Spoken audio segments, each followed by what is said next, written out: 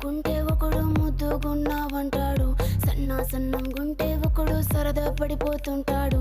పొద్దు కాదు సన్నం కాదు వంపు సంపు కాదండి, ఒంటిగా సిక్కామంటే చాలు మీ మగ బుద్ధే వంకర బుద్ధి. ఊ అంటావా మామ, ఊ అంటావా మామ.